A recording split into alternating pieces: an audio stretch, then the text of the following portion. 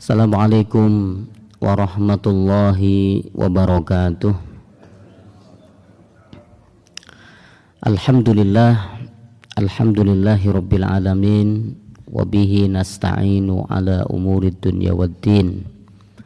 Wassalatu wassalamu ala sayyidil mursalin nabiyyina Muhammadin wa ala alihi wa ashabihi ajma'in wa man tabi'ahum bi ihsanin ila yaumiddin, amma ba'd.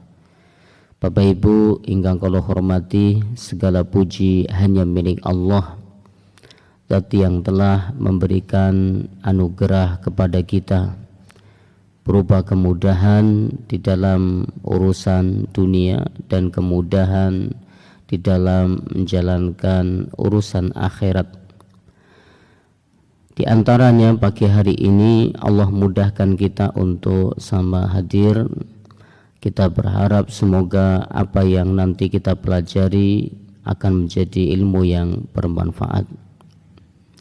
Sebagaimana doa Nabi kita, Nabi Muhammad SAW, di setiap pagi, di setiap hari, di setiap kali selesai sholat subuh, Allahumma inni as'aluka ilman nafi'an wa rizqan thayyiban wa amalan mutaqabbalan. Ya Allah, sesungguhnya aku mohon kepadamu ilmu yang bermanfaat, rizki yang baik, dan amal soleh yang engkau terima. Salawat dan salam kita haturkan dan semoga tetap tercurah kepada beliau Nabi Muhammad sallallahu alaihi wasallam, kepada keluarga beliau, para sahabat, dan siapapun di antara umatnya yang senantiasa mengikuti petunjuk dan sunnah-sunnahnya sampai hari kiamat kelak. Bapak Ibu yang kami hormati, kita akan melanjutkan ngaji bareng kita dalam kitab Tauhid. Kita masih sampai pada bab tentang merasa aman dari siksa Allah dan berputus asa dari rahmatnya. Pada pertemuan yang lalu kita telah pelajari bersama bagaimana surat Al-A'raf ayat yang ke-99. Allah berfirman, afa aminu makrullah. Maka apakah mereka merasa aman dari azab Allah? Fala ya'manu makrullahi illal qaumul khasirun. Tidaklah yang merasa aman dari siksa Allah kecuali orang-orang yang merugi. Ibadah mesti harus disertai dengan adanya rasa harap, ya, semoga ibadah ini diterima. Begitu pula harus disertai dengan rasa takut, rasa khawatir, jangan-jangan ibadah ini tidak bernilai. Seseorang mesti harus ada di dalam dirinya rasa takut akan siksa Allah, bagaimana dahsyatnya api neraka, tapi juga ada rasa harap, dan ini mesti harus berimbang. Harus berimbang antara rasa takut dan rasa harap. Apakah ada kondisi tertentu rasa takut lebih tinggi, rasa harap lebih tinggi? Ada. Di antaranya kemarin juga sudah kita pelajari bahwa ketika seseorang dalam keadaan berdosa, bermaksiat kepada Allah, maka hendaknya rasa takut kepada Allah ditinggikan. Rasa takut akan siksa Allah ditinggikan, lebih tinggi daripada rasa harap. Nah, sedangkan ketika seseorang mendapati ajal hendak menjemput, maka rasa harap yang ditinggikan. Rasa harap yang ditinggikan. Ini sebagaimana anjuran baginda Nabi, kita mesti harus berhusnudzon tinggi kepada Allah ketika ajal hendak menjemput. Namun dalam kondisi yang normal maka antara rasa takut dan rasa harap itu harus seimbang, berjalan beriringan. Tidak boleh hanya rasa takut saja. Kalau seseorang hanya rasa takut tanpa ada rasa harap, maka khawatir akan jatuh pada putus asa dari rahmat Allah. Sedangkan ketika seorang hanya punya rasa harap tanpa rasa takut, dia akan makin jauh jatuh pada maksiat kepada Allah Subhanahu wa taala. Maka seorang mukmin dia harus berjalan beriringan, ya, rasa takut dan juga rasa harap. Kita masuk di pembahasan, kalau kemarin kita sudah bahas tentang bagaimana seorang yang merasa aman dari siksa Allah, dari azab Allah, maka kita akan bahas kali ini bagaimana seseorang yang putus asa dari rahmat Allah. Di dalam firman Allah Subhanahu wa taala surat Al-Hijr ayat yang ke-56. Allah berfirman, "Wa may yaqnatu mir rahmatillahi wa may yaqnut min rahmati rabbih illa dhallun." Dan tiada yang berputus asa dari rahmat Rabbnya kecuali orang-orang yang sesat. Ini adalah perkataan Nabi Ibrahim alaihi salam. Bagaimana kisah Nabi Ibrahim disebutkan di dalam surat Al-Hijr. Ketika itu Nabi Ibrahim alaihissalam kedatangan tamu, dua orang malaikat yang menyerupai seorang laki-laki, ya, jadi menyerupai manusia, datang bertamu ke rumahnya Nabi Ibrahim alaihissalam. Nabi Ibrahim tidak mengenal siapa dua laki-laki tersebut. Allah Subhanahu wa taala berfirman, "Wa nabbi'hum an dhaifi Ibrahim." Dan kabarkanlah kepada mereka tentang tamu-tamu Nabi Ibrahim. Iddakhalu alaihi faqalu salama qala inna minkum wajilun. Ketika mereka masuk ke tempatnya, lalu mereka mengucapkan salam. Dua tamunya ini mengucapkan salam. Berkatalah Nabi Ibrahim, sesungguhnya kami merasa takut kepadamu. Nabi Ibrahim ada rasa takut terhadap dua tamunya ini. Dua tamunya ini tidak dikenal, bertamu kepada Nabi Ibrahim. Nabi Ibrahim sugui makanan, sembelihkan binatang pelihara Nabi Ibrahim alaihissalam, lalu disuguhkan ke dua tamu tersebut. Ternyata tamunya tidak mau makan. Maka Nabi Ibrahim alaihissalam khawatir, sehingga Nabi Ibrahim berkata, "Inna minkum wajilun." Qala inna minkum wajilun. Sesungguhnya kami merasa takut kepadamu. Qalu mereka berkata, dua tamunya ini berkata, "La taujal inna nubashiruka bihulamin alim." Jangan kamu merasa takut, sesungguhnya kami memberi kabar gembira kepadamu akan lahirnya seorang laki-laki yang akan menjadi orang yang alim. Qala abasyartumuni ala an massaniyal kibaru fabima tubasyirun.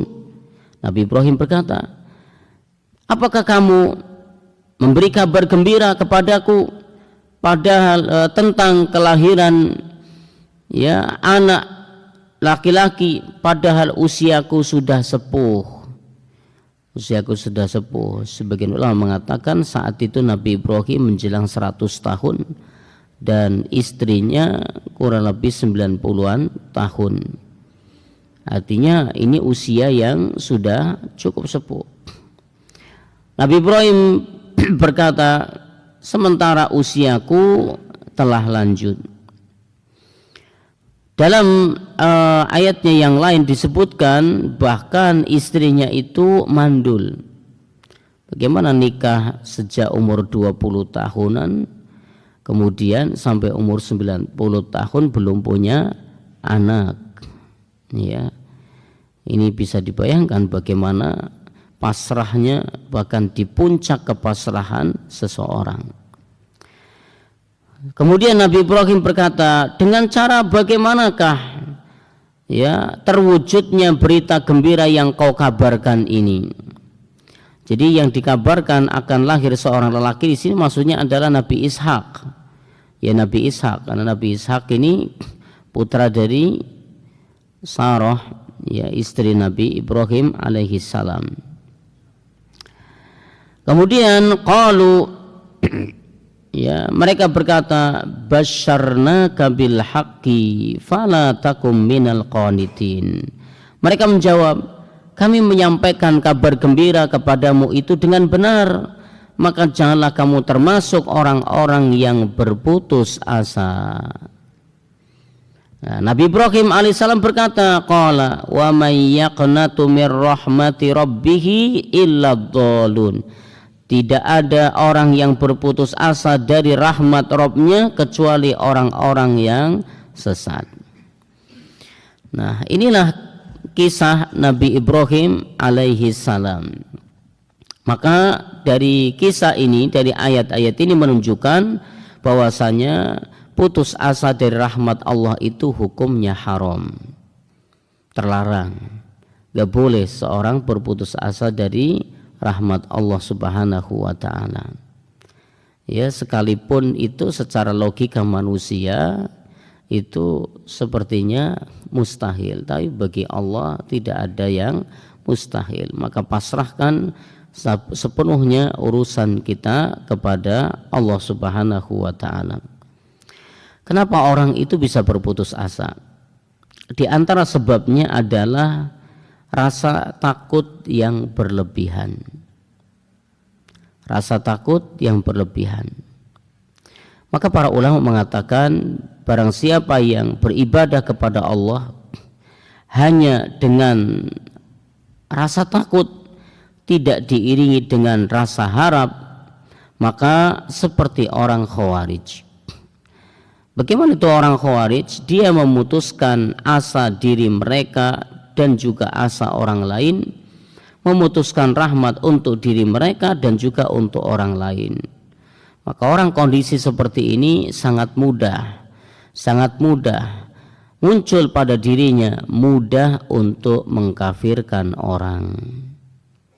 Ya, oleh karena itu ya kita dalam ibadah mesti harus berimbang antara rasa takut ya akan tidak bernilainya ibadah ini, ya jangan-jangan ya ibadah saya ini banyak kekurangannya, enggak lagi bernilai, tapi juga harus disertai diiringi dengan rasa harap, berharap agar ibadah ini diterima oleh Allah Subhanahu wa ta'ala.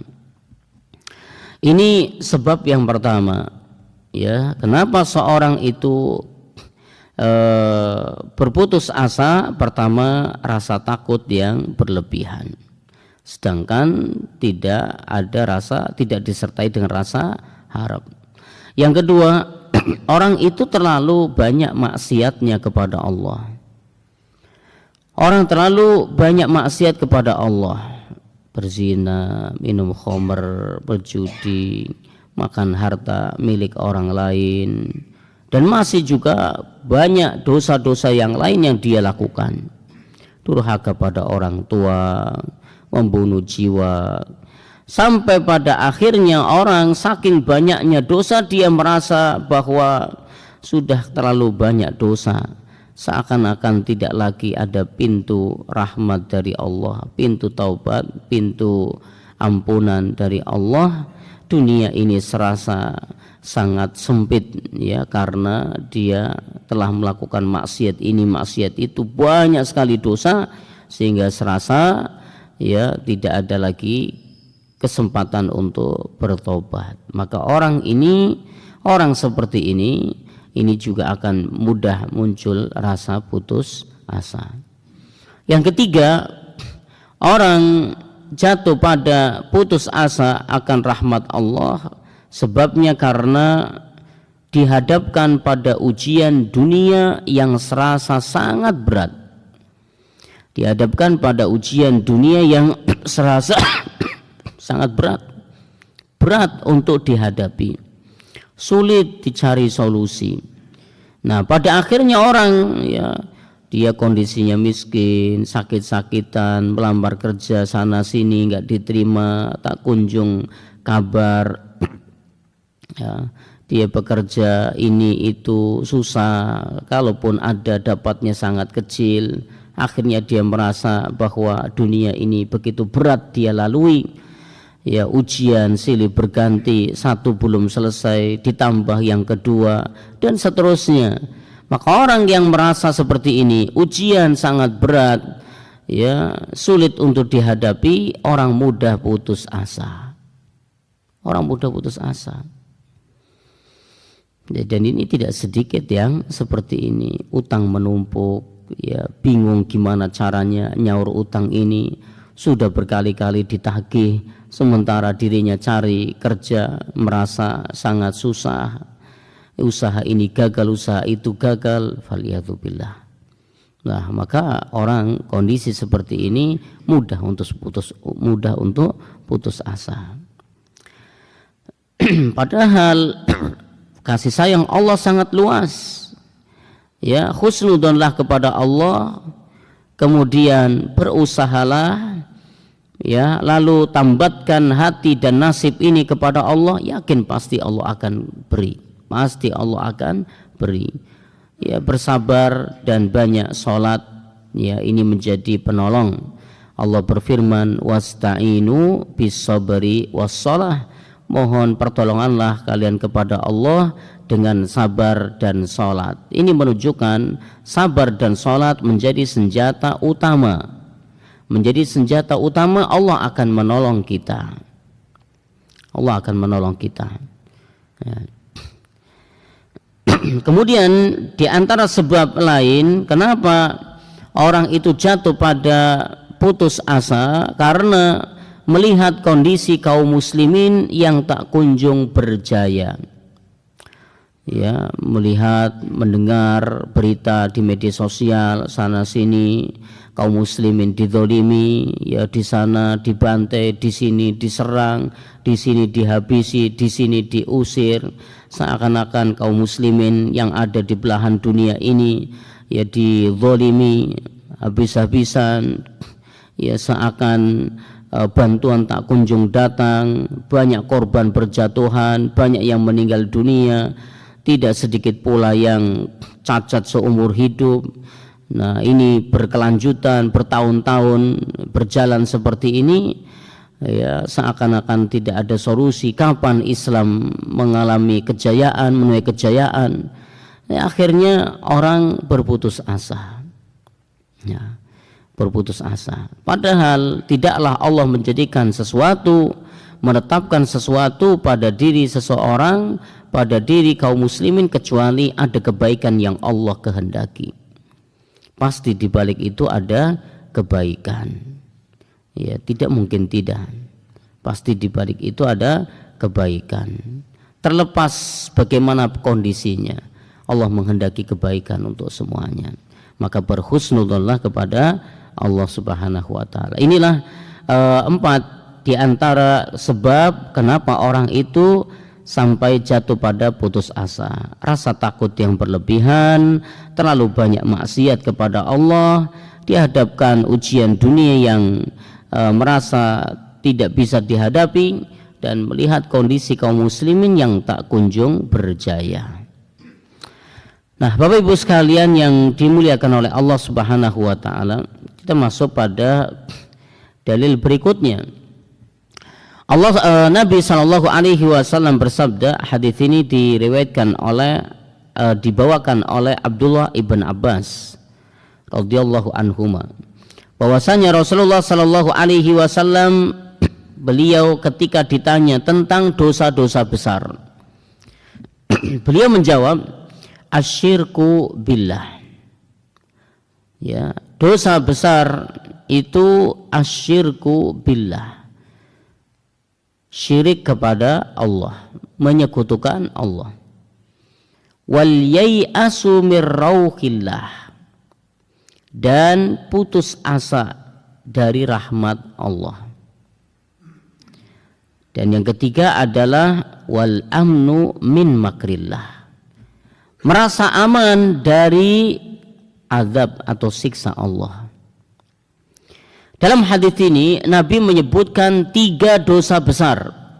Pertama adalah menyekutukan Allah, yang kedua berputus asa dari rahmat Allah, yang ketiga merasa aman dari azab Allah. Di sini menunjukkan bahwasanya berputus asa dari rahmat Allah itu adalah dosa besar. Jadi putus asa dari rahmat Allah adalah dosa besar. Ya, maka di antara sekian banyak dosa besar adalah putus asa dari rahmat Allah. Itu dalilnya. Nah, Bapak Ibu yang kami muliakan, kita mendapati dalam ayat ini ada 2 kata yang berbeda, maknanya mirip.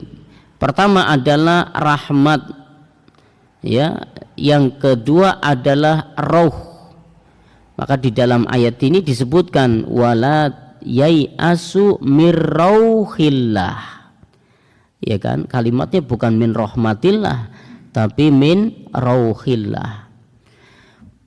Ini cukup baik untuk kita ketahui apa sih bedanya rahmat dengan rauh. Rahmatillah, rauhillah, apa bedanya? Bedanya adalah kalau rahmat Allah itu maknanya luas. Rahmat Allah itu maknanya luas, mencakup kebaikan yang diharap oleh manusia dan keburukan yang agar dijauhi. Jadi agar diberi kebaikan dan agar dijauhi dari keburukan. Itu rahmat Allah. Jadi diberi kebaikan, dijauhkan dari keburukan. Itulah rahmat Allah. Luas. Kebaikan ini bermacam-macam. Kebaikan banyak sekali.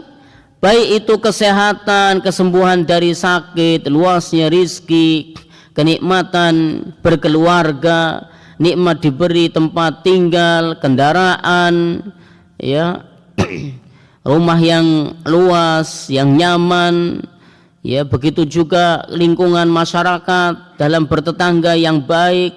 Semua adalah rahmat Allah Subhanahu wa taala. Semua adalah kebaikan, dimudahkan urusannya ini.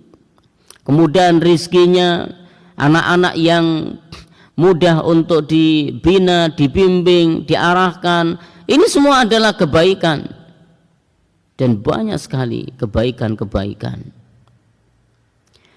Ya, maka ketika kita berdoa Rabbana atina fid dunya hasanah, wahai Rabb kami, ya, berikan kepada kami kebaikan di dunia, maka mencakup segala hal, termasuk adalah yang belum punya jodoh ya jodohnya, yang belum punya anak ya anaknya, ya, termasuk pula kebaikan di sini adalah kesembuhan dari sakit. Itu adalah kebaikan menyeluruh, sifatnya luas. Begitu pula rahmat Allah itu juga mencakup keburukan yang dijauhi. Banyak hal keburukan banyak.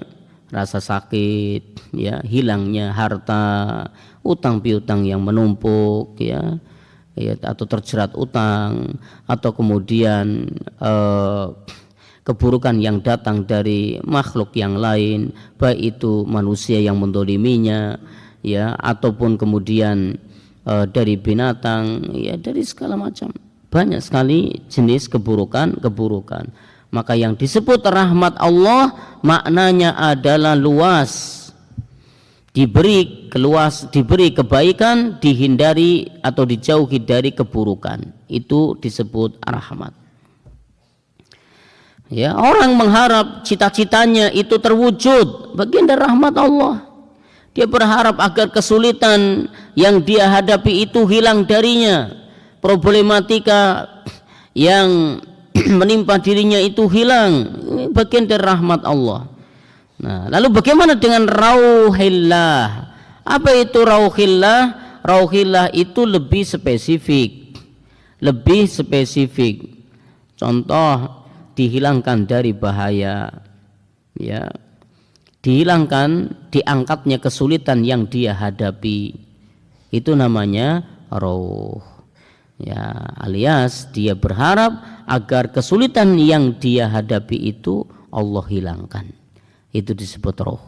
Maka kesimpulannya, apa bedanya rahmat, ya, dengan rauh? Rahmat Allah dengan rauhillah, bedanya adalah rahmat Allah itu luas, mencakup segala hal kebaikan dan terlepas dari keburukan atau dihindarkan dari keburukan, sedangkan rauhillah itu lebih spesifik, yaitu pada dihilangkannya dari keburukan. Kita lihat bagaimana kisah Nabi Yakub alaihi salam. Nabi Yakub alaihi salam berkata kepada putra-putranya, "Ya baniya, idhabu fatahassasu min Yusuf wa akhihi wa la tay'asu min rauhillah innahu la yai'asu min rauhillah illal qaumul kafirun." Kata Nabi Yakub kepada putra-putranya, "Wahai anak-anakku, pergilah kamu, maka carilah berita tentang Yusuf dan saudaranya, dan jangan kamu putus asa dari rahmat Allah. Sesungguhnya tiada putus asa dari rahmat Allah melainkan kaum yang kafir." Pada saat itu Nabi Yakub alaihi salam kehilangan putranya Yusuf, sedangkan Bunyamin juga ditahan. Nabi Yusuf hilang, nggak ada kabar selama puluhan tahun, sedangkan Bunyamin ditahan. Kesedihan yang luar biasa. Maka Nabi Yakub meminta kepada putra-putranya untuk mencari keduanya, Yusuf dan saudaranya Bunyamin. Ya, dan pesan khusus dari ayahnya, jangan sekali-kali engkau putus asa dari rahmat Allah. Ya, putus asa dari rahmat Allah. Kenapa di sini menggunakan bahasa wala tai'asu mir rauhillah? Innahu la yai'asu mir rauhillah illal qaumul kafirin.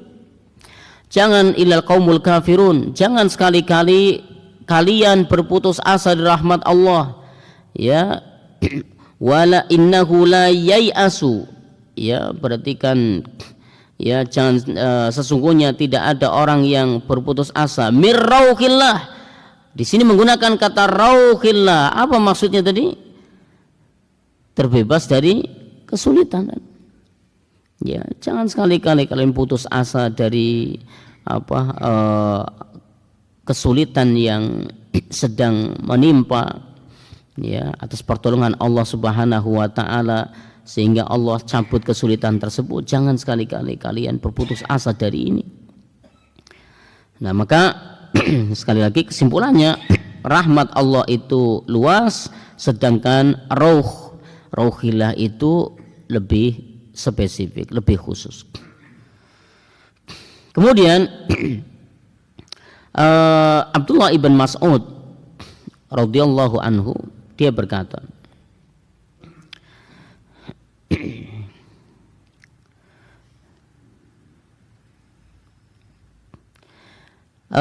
dia berkata tentang dosa-dosa yang besar, ya, dosa-dosa yang paling besar.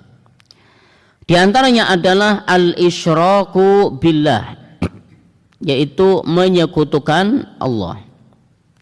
Wal amnu min makrillah, merasa aman dari siksa Allah. Wal qunutu min rahmatillah, berputus asa dari rahmat Allah. Akbarul, ya, jadi di sini disebutkan dosa yang paling besar, akbarul kabair, itu adalah menyekutukan Allah, ya, merasa aman dari makar Allah, kemudian berputus asa dari harapan, berputus asa dari rahmat Allah dan berputus asa dari pertolongan Allah. Di sini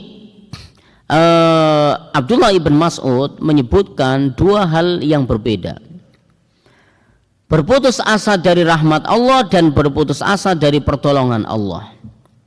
Dengan bahasa al-qunut min rahmatillah wal yai'asu min rauhillah. Rahmat dan rauhillah. Rahmat Allah dan rauhillah.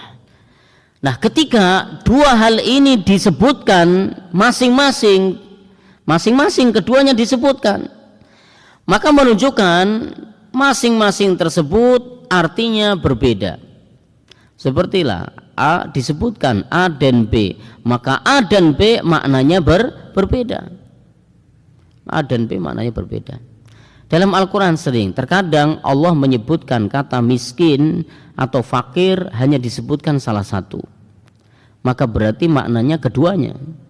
Tapi ketika disebutkan dua-duanya, maka keduanya memiliki makna sendiri-sendiri. Dalam hadis ini Abdullah ibn Mas'ud menyebutkan dua hal. Yang pertama adalah al-qunut min rahmatillah, yang kedua wal yai'asu min rauhillah.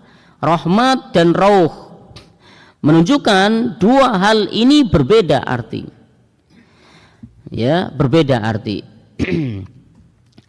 Jadi apa bedanya di sini? Kalau rahmat Allah tadi maknanya lebih umum, sedangkan rauhillah maknanya lebih khusus. Berarti kalau rahmat Allah ini bentuknya adalah kebaikan yang diharapkan untuk diberikan, dan keburukan yang berharap untuk dijauhkan. Ya, diberi kebaikan, dijauhkan dari keburukan. Tapi kalau rauhillah lebih pada pertolongan Allah agar diberi jalan keluar dari kesulitan, dari masalah, dari problematika yang menimpa, yang dia hadapi, agar Allah angkat kesulitan tersebut, masalah tersebut, segera diberi solusi. Nah, ini juga menjadikan dalil bahwasanya hal-hal yang disebutkan di atas, menyekutukan Allah, merasa aman dari siksa Allah, ya, berputus harapan dari rahmat Allah, dari pertolongan Allah, merupakan di antara dosa-dosa besar. Di antara dosa-dosa besar. Maka ya, syariat itu menyebutkan ada dosa besar, ada dosa kecil. Kalau tadi di sini disebutkan dosa-dosa besar, ini menunjukkan ada dosa-dosa besar, ada juga dosa-dosa kecil. Ya, ada dosa besar, ada dosa kecil. Seperti Allah Subhanahu wa taala berfirman di dalam ayatnya, in tajtanibu kaba'ira ma tunhauna anhu nukaffir ankum sayyi'atikum wa nudkhilukum mudkhalan karima. Allah berfirman, jika kalian menjauhi dosa-dosa besar di antara dosa-dosa yang dilarang kamu mengerjakannya, niscaya kami hapus kesalahan-kesalahanmu atau dosa-dosa kecil, dan kami masukkan kamu tempat yang mulia, yaitu surga.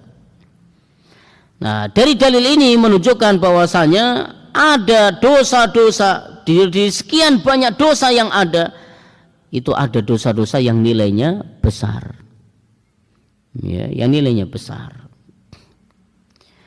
Ada pula dosa-dosa yang nilainya kecil, yang nilainya kecil. Dosa-dosa besar itu harus seseorang itu bertaubat kepada Allah dengan taubatan nasuha. Sedangkan dosa-dosa kecil ini bisa Allah ampuni dengan amal soleh. Seorang berwudu menghapus dosa kecil, salat menghapus dosa kecil. Ya, dia beramal soleh, ya, misalnya antara salat Jumat ke Jumat yang berikutnya menghapus dosa-dosa, umrah satu dengan umrah berikutnya menghapus dosa-dosa, Sholat 5 waktu ini juga menghapus dosa. Ya, ibarat seseorang mandi 1 hari 5 kali. Kira-kira adakah kotoran yang masih nempel di badan? Ya, ini sulit. Artinya apa? Seorang menegakkan sholat 5 waktu ini menghapus dosa-dosa kecil. Ya, adapun dosa besar ini harus seseorang itu bertaubat kepada Allah Subhanahu wa taala dengan taubatan nasuha, taubat yang sesungguhnya.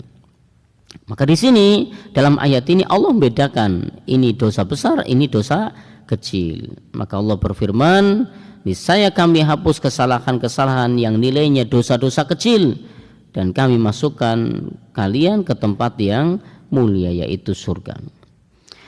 Allah Subhanahu wa taala juga berfirman di dalam ayatnya yang lain, alladzina yajtanibuna kabairal itsmi wal fawahisha illal lamam inna rabbaka wasi'ul maghfirah.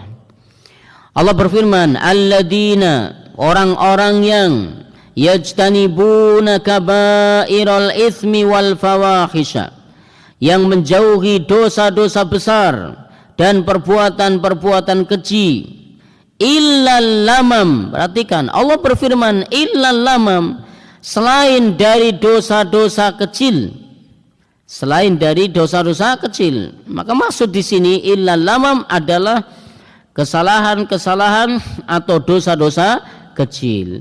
Inna rabbaka wasi'ul maghfirah, sesungguhnya Rabb kamu maha luas ampunannya.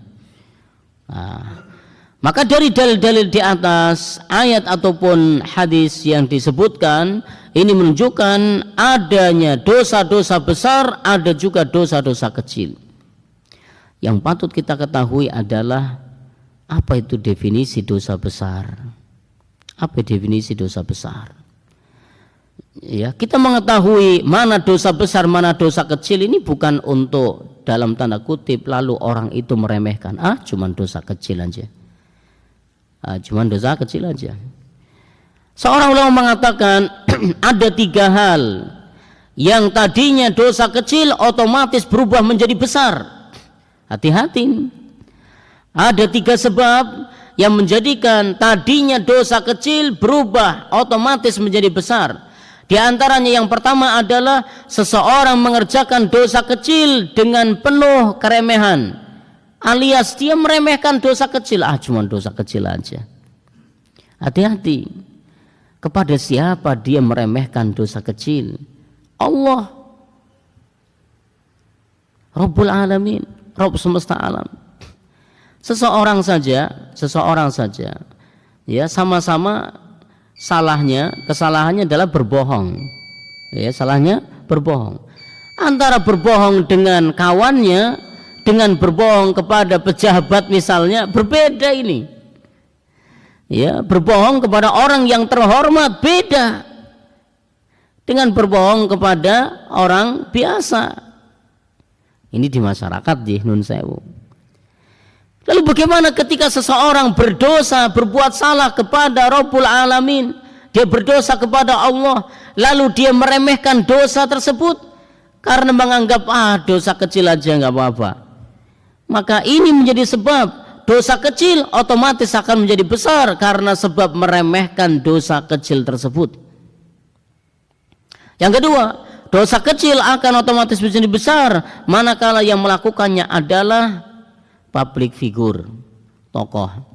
Hati-hati nih yang tokoh ini. Ya, satu sisi peluang pahalanya besar. Dia mencontohkan kebaikan, orang-orang pada ikut. Pahalanya besar. Tapi sisi yang lain, hati-hati kalau dia berbuat salah, berbuat buruk, kemudian dicontoh oleh banyak orang, maka bagaimana jadinya? Otomatis tadinya statusnya dosa kecil, ya menjadi dosa besar. Hati-hati. Ya, hati-hati. Ya, Pak Lurah kok atau Pak Camat atau Pak Dukuh atau Pak RW ini punya orang-orang di bawahnya ini, lihat ya, orang akan berargumen itu Pak RW juga gitu. Hati-hati ya, hati-hati. Kemudian yang ketiga adalah seringnya orang berbuat dosa kecil, ibarat sedikit demi sedikit lama-lama menjadi bukit. Orang ya mengerjakan dosa kecil, tapi keseringan melakukan dosa kecil, lama-lama juga jadi besar.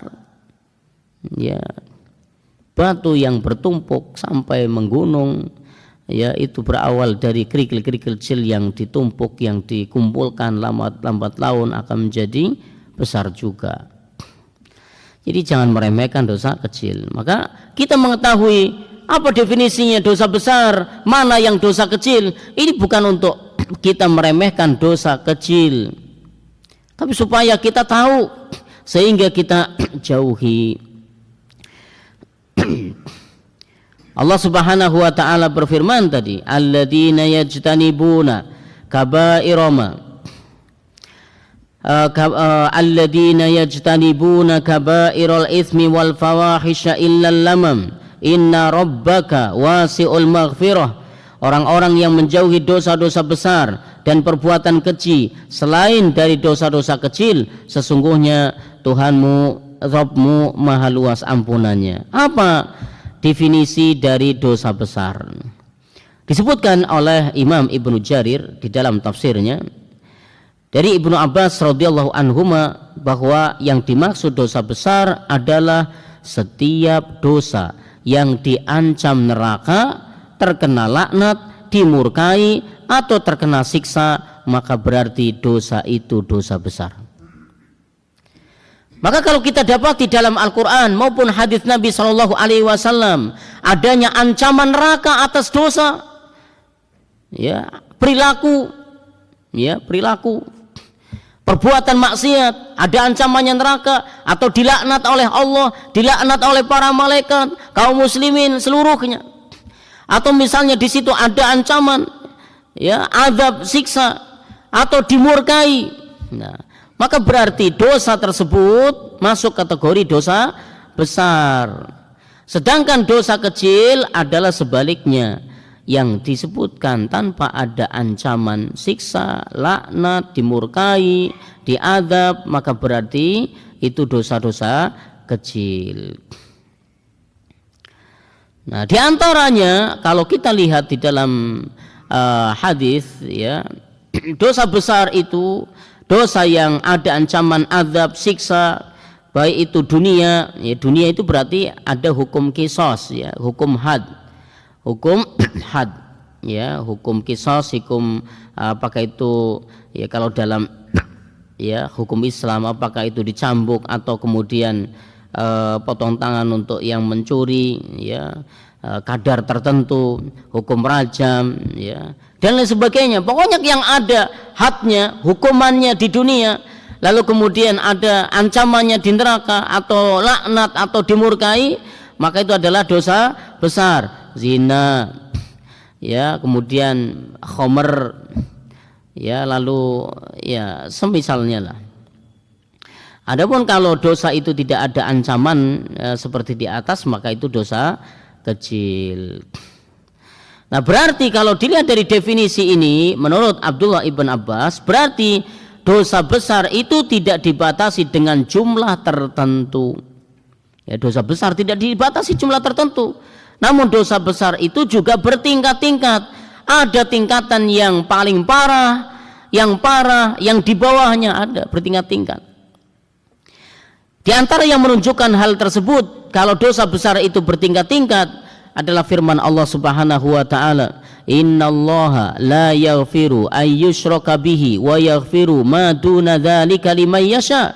Sesungguhnya Allah tidak akan mengampuni dosa syirik yang dibawa mati belum taubat. Wa yaghfiru ma duna dzalika liman yasha, dan Allah akan mengampuni dosa yang kadar nilainya di bawah syirik kepada siapa yang Allah kehendaki. Ini berarti dosa besar itu bertingkat-tingkat, dan kesyirikan adalah di antara dosa yang paling besar. Maka Allah ancam kalau sampai mati enggak taubat, maka tidak diampuni sama Allah. Faliyatubillah.